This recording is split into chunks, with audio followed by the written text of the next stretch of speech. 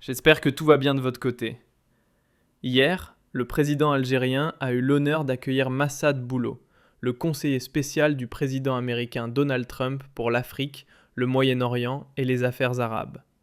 Cette rencontre marquait la seconde visite de cet émissaire depuis juillet 2025, une date qui restera gravée, puisqu'il s'agissait de sa deuxième apparition à Alger en tant que représentant de Trump pour la région. Et à la fin de cette entrevue, Massad Boulo a tenu un discours très favorable à l'Algérie, très favorable aux autorités algériennes et très amical à l'égard d'Abdelmadjid Tebboune. Ce qui soulève beaucoup d'interrogations et beaucoup de questions, que ce soit au sein de la population algérienne, au sein de notre communauté d'abonnés, ou même au sein des amis étrangers de l'Algérie, qui ne comprennent pas comment Abdelmadjid Tebboune, son régime, arrive à tisser de bonnes relations avec les États-Unis d'Amérique, en dépit de positions ou de discours politiques ou de positions diplomatiques très hostiles aux intérêts américains, notamment sur... J'espère que tout va bien de votre côté.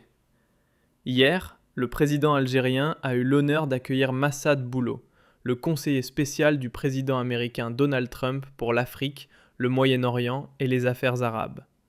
Cette rencontre marquait la seconde visite de cet émissaire depuis juillet 2025, une date qui restera gravée, puisqu'il s'agissait de sa deuxième apparition à Alger en tant que représentant de Trump pour la région. Et à la fin de cette entrevue, Massad Boulo a tenu un discours très favorable à l'Algérie, très favorable aux autorités algériennes et très amical à l'égard d'Abdelmadjid Tebboune. Ce qui soulève beaucoup d'interrogations et beaucoup de questions, que ce soit au sein de la population algérienne, au sein de notre communauté d'abonnés, ou même au sein des amis étrangers de l'Algérie, qui ne comprennent pas comment Abdelmadjid Tebboune, son régime, arrive à tisser de bonnes relations avec les États-Unis d'Amérique, en dépit de positions ou de discours politiques ou de positions diplomatiques très hostiles aux intérêts américains, notamment sur le dossier israélien ou sur le dossier des relations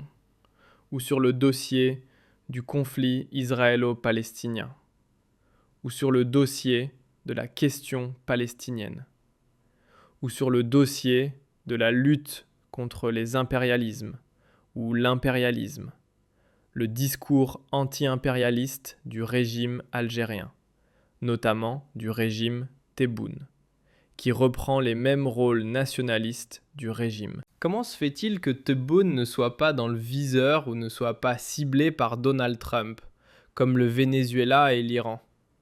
Je pense qu'une mise au point s'impose, qu'une analyse factuelle, honnête et précise s'impose pour expliquer aux Algériens et aux Algériennes et expliquer aussi à nos amis étrangers, que ce soit nos amis, nos voisins maghrébins ou nos amis français, canadiens ou les autres francophones qui nous regardent. Pourquoi l'Algérie n'est-elle pas dans le viseur de Donald Trump ?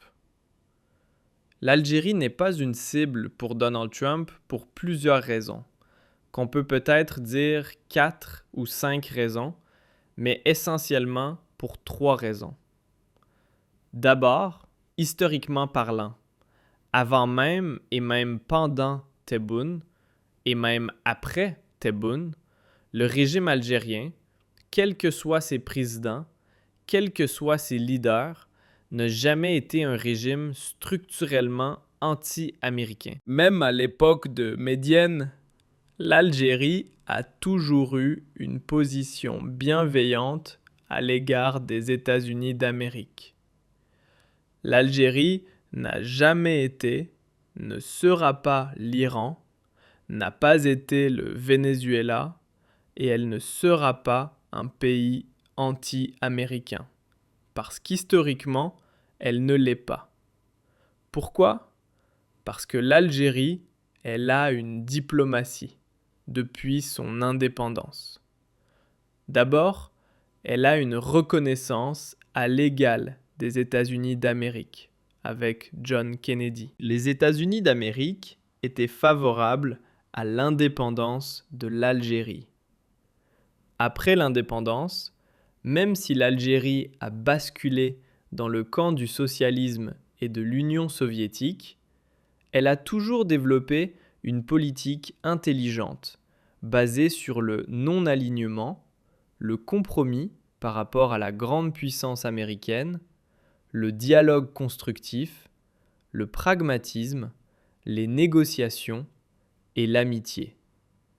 L'Algérie a toujours été neutre dans la guerre froide. Elle était politiquement proche de l'Union soviétique et économiquement très proche de l'Union soviétique.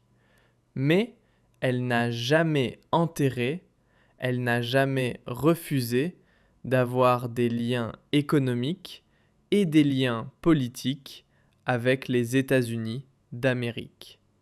Dans le secteur des hydrocarbures, les Américains, les compagnies américaines ont toujours joué un rôle très important, y compris depuis la nationalisation des hydrocarbures durant les années 70. Donc les rapports avec les États-Unis et l'Algérie ont toujours été basés sur le respect mutuel, surtout sur le pragmatisme, le compromis, le dialogue et le non-alignement. L'Algérie a toujours expliqué, a toujours témoigné à Washington sa bienveillance, sa volonté d'être son amie. Et même si elle est très proche de ses ennemis, elle n'a jamais eu une politique anti-américaine ou une hostilité à l'égard des États-Unis d'Amérique. Elle ne s'est jamais alignée systématiquement sur les positions des ennemis des États-Unis d'Amérique. Donc historiquement, l'Algérie n'a jamais été un pays structurellement anti-américain. Il faut savoir très bien que les États-Unis, il y a plusieurs épisodes de l'histoire, comme les otages américains à Télik, comme les différents conflits sur le continent africain, comme pendant la guerre du Vietnam, où l'Algérie a eu des positions où elle a proposé le dialogue, où elle a trouvé un compromis avec les États-Unis d'Amérique, où elle a essayé de jouer le rôle de médiateur entre les États-Unis d'Amérique et ses ennemis. Donc, nous sommes un pays ami des États-Unis depuis l'indépendance du pays, depuis l'indépendance de l'Algérie, avec Abdelmadjid Tebboune. Il faut savoir qu'Abdelmadjid Tebboune, depuis l'échec de l'intégration aux BRICS depuis 2022, depuis 2023 plus exactement, a fait un virage pro-américain. Tebboune n'est pas un anti-américain. Au contraire, Tebboune est l'un des présidents les plus pro-américains. Contrairement à ce que l'on pense, il n'a jamais été un président anti-américain. Il a tenté la Russie, la Chine et les BRICS pour acquérir une certaine légitimité internationale, car l'Occident le refusait, le considérait comme un président, un dictateur mal élu, à cause du HAK et de son déficit de légitimité. Il cherchait donc une légitimité, il cherchait une sorte d'armure ou un certain prestige en essayant de pénétrer, en essayant de trouver une place au sein des BRICS. Quand il a été rejeté et quand il a été mis à l'écart des BRICS, il a fait un virage pro-américain, avant même l'arrivée de Donald Trump. Et l'Algérie, Tebboune a toujours évité la confrontation avec Washington. Il a toujours évité l'adversité, notamment depuis l'arrivée de Donald Trump au pouvoir. La preuve concernant la résolution américaine sur Gaza du 17 novembre 2025, l'Algérie de Tebboune a voté pour, alors que l'Algérie, avant l'arrivée de Donald Trump, parlait de Gaza matin et soir, utilisant la question palestinienne pour diaboliser le Maroc et pour dire que les alliés du sionisme, à savoir le Maroc et les Émirats, étaient des serviteurs, des agents du sionisme, des esclaves du sionisme et des agents du sionisme. On considérait Israël, l'alliance entre Israël, le Maroc et les pays qui ont normalisé avec Israël, comme une trahison suprême de la cause du monde musulman, de la cause du monde arabe. Et les alliés, les pays arabes qui ont normalisé avec Israël, étaient vus comme des chevaux de Troie pour déstabiliser et coloniser la région. Rappelez-vous de ces militaires algériens, en 2023, en 2024, je crois que c'était en 2024, qui dans les rues lors d'un défilé militaire criaient « Gaza, Gaza, Gaza ». À la fin, quand Donald Trump est arrivé au pouvoir, Abdelmadjid Tebboune a changé radicalement de position. Il a tourné le dos à la Palestine. Il a voté une résolution américaine qui est largement favorable à Israël. Tout le monde le sait, vous l'avez bien vu. La résolution du 17 novembre 2025, où l'Algérie s'est alignée. Elle n'a pas boycotté, elle ne s'est pas abstenue, elle a voté pour le plan Trump pour Gaza. Donc, l'Algérie de Tebboune, intelligemment, Tebboune a compris qu'il n'a qu'à éviter à tout prix la confrontation avec Washington. Sur le dossier du Sahara occidental, par exemple. Sur le dossier du Sahara occidental. Les 30 et 31 octobre 2025, lors du vote de la résolution américaine totalement favorable au plan du Maroc et à ses intérêts hégémoniques au Sahara occidental et à son annexion du territoire du Sahara occidental comme une province marocaine et donc à sa souveraineté sur le territoire du Sahara occidental. L'Algérie n'a pas voté contre. Elle a boycotté le vote, mais elle n'a pas voté contre. Elle était membre non permanent du Conseil de sécurité de l'Organisation des Nations Unies, le 31 octobre 2025. Donc, pour éviter la confrontation avec Donald Trump, elle a boycotté le vote. Elle n'a même pas assisté au vote. Et cela s'est arrêté là. Donc, l'Algérie, elle a dénoncé, etc., mais elle n'a jamais dénoncé Donald Trump.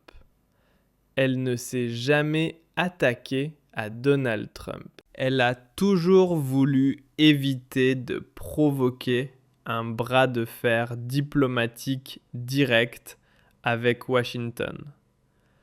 Et elle a toujours évité de voter contre les résolutions d'inspiration américaine, que ce soit, même si ces résolutions sont favorables à ses adversaires directs, comme le Maroc, par exemple, dans le dossier du Sahara occidental. Donc, l'Algérie sur Gaza, comme sur le Sahara occidental, pratiquement pliée, elle a plié face aux exigences de... Elle ne s'est pas pliée. Elle a fait un compromis, on va dire. On ne va pas utiliser des termes humiliants, etc., ou des termes qui rabaissent. Nous sommes en train de faire de l'analyse géopolitique. Nous ne sommes pas en train de faire des jugements de valeur. Mais elle a reculé, elle a revu ses positions traditionnelles et très dures et radicales, etc. Et je veux dire, même, elle a des positions très solides et des positions vraiment qu'on pourrait qualifier d'entêtement avec Washington. Elle a évité de transformer le moindre désaccord en affrontement direct. C'est une attitude complaisante que Abdelmadjid Tebboune développe à l'égard des États-Unis d'Amérique. C'est très clair là, le dossier du Sahara occidental. Le dossier du Sahara occidental, c'est un élément de langage incontournable pour le régime algérien. C'est le pilier de la propagande du régime algérien. C'est l'un des piliers de légitimité en fait. Il en a fait même l'un des piliers de sa légitimité. Donc Abdelmadjid Tebboune, le régime Tebboune, a une stratégie face à Donald Trump qui consiste à éviter l'affrontement, à montrer de la complaisance, à proposer des compromis, à rester dans le dialogue et même, au contraire, essayer de gérer à froid les relations avec les États-Unis d'Amérique et essayer de mettre davantage en lumière les intérêts communs et les intérêts précieux que les divergences qui peuvent diviser les deux pays. Une stratégie complètement différente de celle qu'il utilise avec les États-Unis d'Amérique de Donald Trump, par rapport à ce qu'il fait avec Emmanuel Macron, ou ce qu'il a fait avec l'Espagne de Pedro Sánchez. Avec l'Espagne de Pedro Sánchez, 2 années de bras de fer diplomatique avec beaucoup d'agressivité, beaucoup de brutalité, un boycott économique, pratiquement une rupture des relations diplomatiques avec la France d'Emmanuel Macron. On a vu, depuis 2024 jusqu'à aujourd'hui, la même chose. Bras de fer, fermeté, sévérité, fermeture des portes du dialogue, chantage en utilisant l'arme migratoire, blocage des intérêts économiques français, etc. Cette approche, ce sont les 2 approches utilisées par Abdelmadjid Tebboune avec l'Espagne et la France. Il ne les a jamais utilisées avec les États-Unis d'Amérique pour une raison simple, c'est que les États-Unis d'Amérique n'ont pas le même poids que la France et que l'Espagne. Et en Espagne et en France, il n'y a pas un Donald Trump. Aux États-Unis d'Amérique, il y a un Donald Trump qui est nerveux, qui est caractériel, qui est brutal, qui est interventionniste, qui est belliqueux. Donc c'est pas du tout la même stratégie. Et puis les États-Unis d'Amérique sont une puissance universelle. C'est la puissance militaire, la première puissance militaire au monde et la première puissance économique au monde. Donc Tebboune ne peut pas, a compris que le régime Tebboune a compris que avec Donald Trump, il ne pourra pas adopter la même stratégie. Il ne pourra pas adopter la même stratégie. Il ne pourra pas aller vers la confrontation. Sinon, il risque de lui arriver ce qui est arrivé au Venezuela et ce qui pourrait arriver dans les jours à venir à l'Iran. Des attaques militaires, une agression militaire directe, des pressions et une stratégie d'isolement diplomatique. C'est exactement ce que veut éviter Abdelmadjid Tebboune. Abdelmadjid Tebboune veut éviter un isolement diplomatique que pourrait lui causer, déjà de manière très isolée, ces conflits qu'il a déclenchés avec les partenaires les plus importants du pays, comme l'Espagne, la France, ou dans le monde arabe, comme les Émirats arabes unis, et l'aggravation de la crise avec le voisin direct qui est le Maroc. Et donc, l'Algérie veut absolument ne pas se retrouver dans la configuration d'un pays qui serait encore isolé diplomatiquement et sous pression américaine. Parce que la pression américaine, ce n'est pas la pression française, ce n'est pas la pression européenne. Donc, Abdelmadjid Tebboune, pour éviter ce scénario, qu'est-ce qu'il fait ? Il épouse parfaitement ce qu'on appelle la logique transactionnelle de l'administration Trump. Trump est un président qui croit au business. Il dit « Moi, je vais entretenir ou développer de bonnes relations avec les pays avec lesquels je peux faire du business. Je peux avoir des transactions qui sont favorables aux intérêts américains, qui sont favorables à l'économie américaine. Là où je rencontre des difficultés, là où je n'ai pas des intérêts favorables à mon pays, ce pays va devenir mon ennemi. Et j'adopterai de la violence, de la sévérité, de la pression, et je vais le cibler. Le régime Tebboune l'a compris. C'est pour cela qu'il a adopté cette logique transactionnelle, puisqu'il propose aux compagnies américaines, bien avant l'arrivée de Donald Trump, l'accès à des volumes très importants dans le domaine des hydrocarbures, notamment le gaz de schiste. Il faut savoir que le gaz de schiste algérien est entre les mains de deux grandes compagnies américaines, ExxonMobil et Chevron, et que même si le régime Tebboune veut donner quelques miettes aux Chinois et aux Français, les gros contrats dans le gaz de schiste sont négociés par le régime algérien avec les grandes compagnies américaines telles qu'ExxonMobil et Chevron. Donc cet accès privilégié des Américains à une ressource énergétique inestimable, qui est le gaz de schiste, favorise le compromis, favorise les bonnes relations et favorise une certaine, disons, amitié, une alliance entre Alger et Washington. Donc Washington n'a pas besoin d'utiliser des pressions sur l'Algérie pour verrouiller ses intérêts, par la menace, par l'intimidation ou par l'intervention, par un interventionnisme violent, agressif et menaçant. Les accords que lui propose le régime Tebboune suffisent largement pour assurer les Américains et pour éviter ainsi tout scénario de confrontation avec Donald Trump. Et ça marche.